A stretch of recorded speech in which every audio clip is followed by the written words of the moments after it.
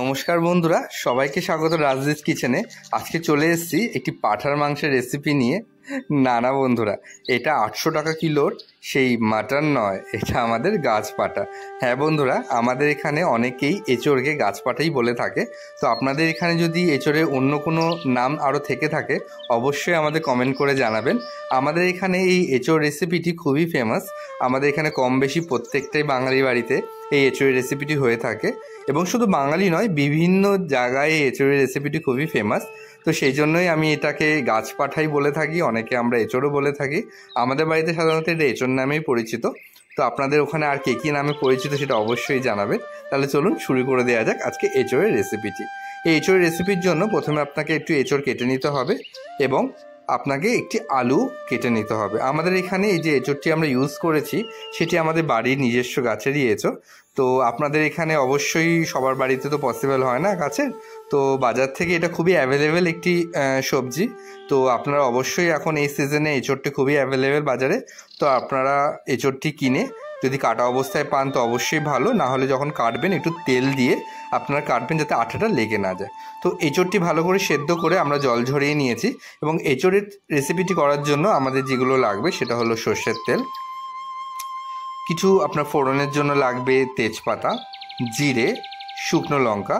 এছাড়া আমাদের যেটি লাগবে টমেটো কুচি, হলুদ, নুন, পেঁয়াজ কুচি, আদা বাটা, রসুন বাটা, ঘি, গরম মশলা গুঁড়ো, কাশ্মীরি লঙ্কার গুঁড়ো, এমনি লঙ্কার গুঁড়ো, জিরে আর ধনে গুঁড়ো, আর চিংড়ি মাছ ভাজা। এই চিংড়ি মাছ ভাজাটা অনেকটা স্পেশাল একটা ইনগ্রিডিয়েন্টসের কাজ করবে, যেটা আপনার এই এঁচোড়ের রেসিপির একটা টেস্ট অনেক পরিমাণ বাড়িয়ে দেবে। তো চলুন শুরু করে দেওয়া যাক রেসিপিটি। তো প্রথমে কড়াই গরম হলে ফোড়নের জন্য আমাদের জিরে দিয়ে নিতে হবে। জিরেটা একটু ভাজা হয়ে গেলে তার মধ্যে আমাদের একটু তেজপাতা এবং সেই শুকনো লঙ্কাটা অ্যাড করে দিয়ে নিতে হবে।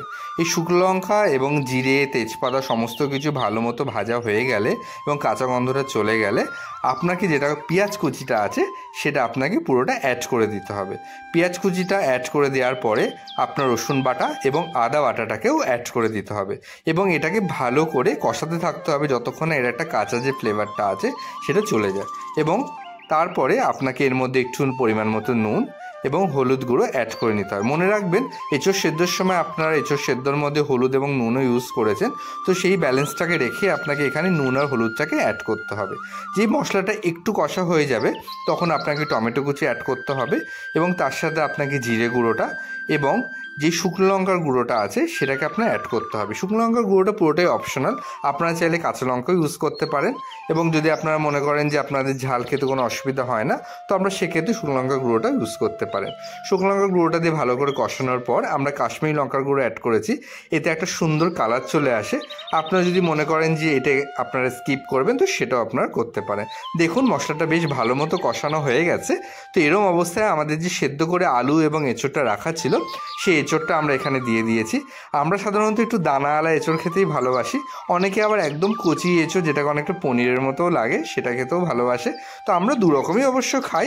তো এই এঁচোড়ের রেসিপিটা আমরা একটু দানাওয়ালা এঁচোড় দিয়েই করেছি, এবং দেখুন এঁচোড়টাকে ভালো মতো মশলার সাথে কষিয়ে নেওয়ার পরে আমরা চিংড়ি মাছটাকে অ্যাড করে দিয়েছি। এই চিংড়ি মাছটা যখনই অ্যাড করে দিয়েছি রান্নাঘরের যেন একটা স্মেলই আলাদা হয়ে গেছে, এবং অলরেডি যেন পেটের খিদেটা আরও বেড়ে গেছে। তো ভালো করে চিংড়ি মাছ দিয়ে এঁচোড়টা কষিয়ে নেওয়ার পর আমরা একটু গরম জল করে দেবো। চেষ্টা করবেন সবসময় আপনার যে কোনো তরকারিতে গরম জল ইউজ করার, এতে আপনার রান্নার টেস্টটা অনেকটা ভালো হয়। দেখুন আমাদের এঁচোড়ের তরকারিটা অটোমেটিক তাড়াতাড়ি হয়েও গেল, বেশি সময় লাগে না। তো বাড়িতে চট করে যদি গেস্ট চলে আসে বা যদি মনে করেন আজকে বেশ স্পেশাল কিছু জমিয়ে খাওয়া দাওয়া করবো, তো সেক্ষেত্রে কিন্তু এই রেসিপিটি একদম মোক্ষম রেসিপি। তো আপনার রেসিপিটা করে নেওয়ার পরে যখনই দেখবেন বেশ ভালো মতো ফুটে গেছে তখন তারপরে আপনাকে এর মধ্যে একটুখানি গরম মশলা গুঁড়ো এবং একটুখানি পরিমাণ মতো ঘি অ্যাড করে নিতে হবে। ঘিয়ের পরিমাণটা একটু বেশিই দেবেন এই এঁচোড়ের সবজিটায়, তাহলে দেখবেন টেস্টটা এবং স্মেলটা অনেক বেশি বেড়ে যায়। এবং আমরা যে গরম মশলাটা ইউজ করেছি এটা আমাদের সম্পূর্ণ বাড়িতে করা গরম মশলা। যদি আপনারা অবশ্যই এই রেসিপিটা জানতে চান বা ইচ্ছুক হন অবশ্যই কমেন্ট করবেন, এই রেসিপিটা আমরা অবশ্যই আপনাদের জন্য একটা ভিডিওতে নিয়ে আসবো। তো দেখুন কত সুন্দর একটা কালার চলে এসছে।